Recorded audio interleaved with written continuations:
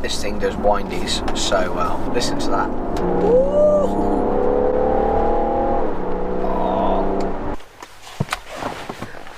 Ooh.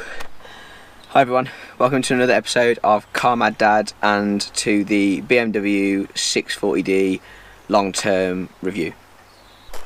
Hi everyone and welcome back to a sunny Worcestershire. So it's February 2019. I am here with the BMW 6 Series. The 6 Series is the reason that I started the channel in the first place. Despite that, it's taken me well over 18 months to actually get around to doing a review of the car while other things have been going on. So I thought it was time I got the car out, got it cleaned, ready to show you and actually got this review done, because I've had this sort of script, if you like, ready for it for well over 12 months. So I bought the car a year old with 5,000 miles on the clock. It's now 18 months in my ownership, give or take. It's done well in excess of 28,000 miles now. So it's used in my daily workhorse. It is used and abused daily. It's travelled up and down the country, put on clients' drives, multi-storey car parks. It's got dinks all over it from other people's indiscretions, shall we say. So it's my daily car. It's used properly, very rarely clean. This is the best it's looked for quite some time. Right, so you've heard enough of me waffle. Let's take a quick look around the car and then let's go for a drive.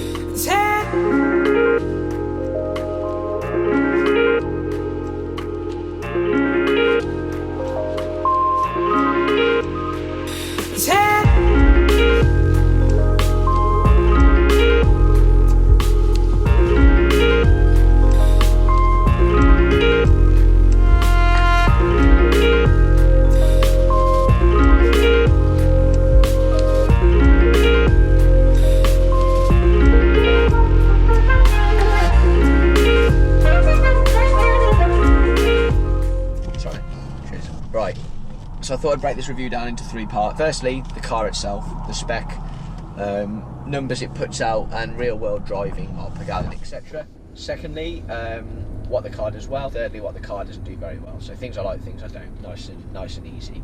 So firstly, the car itself. This is a 2016 BMW 640D coupe LCI, so life cycle injection. 3 litre twin turbo straight 6 engine. Throws out 313 brake horsepower. It's good for 0 to 60 in 5.2 seconds. I think it's 464 pound-foot of torque. And you'll notice that no sooner you start driving it than it's a very capable unit. No two ways about it. No real major turbo lag from it. There's 2 turbos in there, a smaller and a larger, and they do a very good job of hiding the turbo lag. To be fair to them, relatively good mile per gallon as well for the performance that's available. So if you bear in mind this is a 5-second car, give or take 0 to 60, I get about 43 mile per gallon out on average since I've owned it, so over 18 months. So I've had 55 mile per gallon out of the car. So a 200-mile trip to Liverpool, motorways were full of national speed limit cameras and a lot of 50 mile per hour average speed. I was in no rush, took my time. Now make no bones about it, that is not the norm from this car. So, but it can be economical. If you drive it like your gran, then it will get good MPG. It will give you relatively, well, I think immense mile per gallon, quite frankly. On a sort of pacey run or town driving, you're probably looking at high 30s. On a general average run, as long as you're not driving like an absolute lunatic, it should do mid 40s comfortably. So 43 I would say is about my average. The tank is about 70 litres, which means I've just filled that up for £85. So this is February 2019. That will do me for anything between 600 to 700 miles generally. So let's tell you a bit more about this car itself. So the car came pretty well spec'd. It was a manager's car at Rybrook, BMW Worcester, before it was sold. So it was a demo before it was sold to a gentleman who only kept it for about, I think he kept it for about 9 months. And I think he had an M3. I think I met the guy. Nice one, actually. The car comes with the standard 6 Series spec, which if you are looking at the cars, you'll know a lot about anyway. The one thing it didn't come with, we'll get that out of the way straight away, is adaptive suspension, which whoever kitted this car out, I don't think I'll ever forgive you. It's a huge oversight. The first box you tick, quite frankly. That actually led to me looking into getting the springs sort of improved or worked on, and I ended up meeting Mike and the guys at Motech, and they've springed and spaced the car, and it has made a fantastic difference. Just a little bit more progressive, and yeah, well worth looking at. So it wasn't no bad thing, but I do think adaptive is an absolute must. What it did come with however, was pretty much everything else. So I've got a really nice sunroof, albeit that it doesn't really open properly, so it'll do that. It'll sort of like lift itself up, but it doesn't open. I can't then slide it back like you can in the wife's X5 as an example. It just doesn't do anything. It also comes with ceramic dials, digital cockpit, heated steering wheel, heated seats, comfort seats, which are really good. I've got to say they make a lot of difference. I wasn't too bothered about those, but they're really, really good.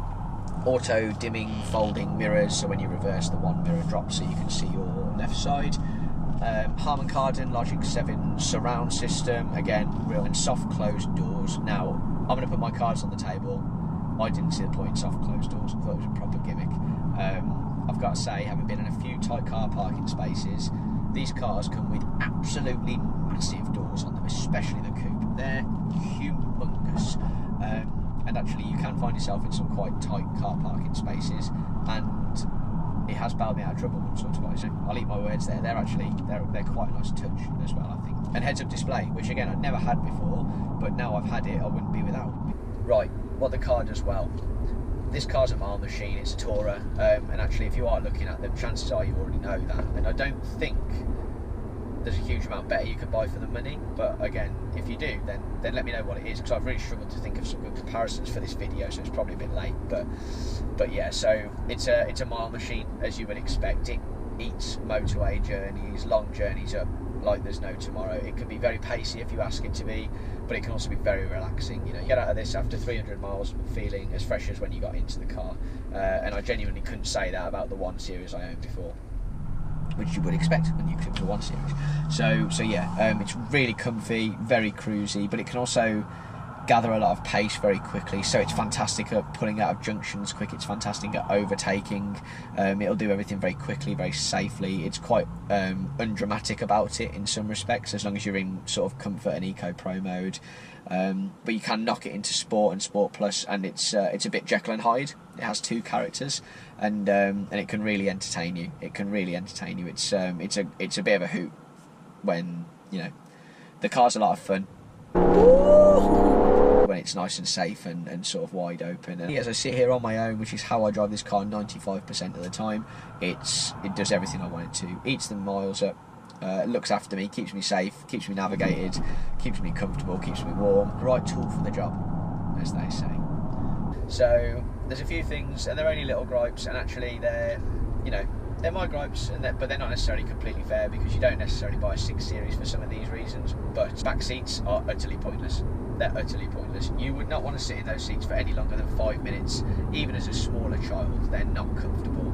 They're really bucketed, and there's no leg room whatsoever. I'm 5'9", and the person who would have to sit behind me would be very uncomfortable at best. So they're not great passenger cars. There are if there's 2 of you, but if you have any intention on using the back seats, I would either consider the Gran Coupe or an alternative. You've got to bear in mind, my other car is an M2. Had the whole family in the M2, 2 kids in the back, the wife with us, no trouble at all. You know, not the biggest car in the world, but certainly no aggro compared to trying to get everyone into this car. So the M2, a 2 Series basically, does a better job at taking 4 people than the 6 Series coupe, which is, yeah, a bit weird, but I suppose it's what it is, and you would rightly point out that's not why you buy a 6 Series coupe in the first place.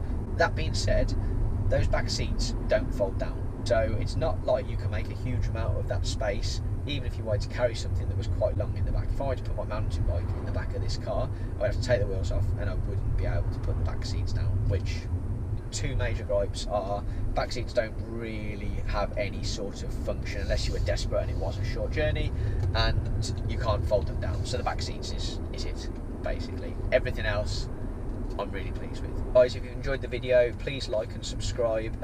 Some big ideas for the channel over the next sort of 12 months, so the subscription, so we can help turn this into a charity. If you guys enjoy what we do, you don't mind subscribing and sharing, that goes a long way to us helping other people. If you've enjoyed it, give us a thumbs up, press the subscribe button, and I look forward to seeing you guys soon.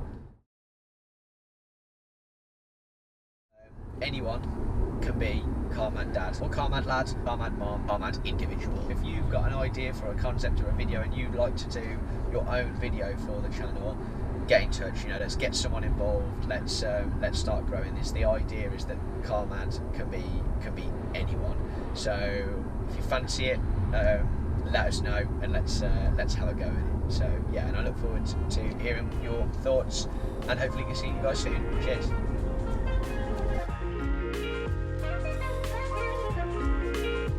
So out the junction, bit more open, can see a little bit more. So foot down 20, 30, 40, 50, comfort mode, didn't even get my foot flat. This thing does windies so well, listen to that.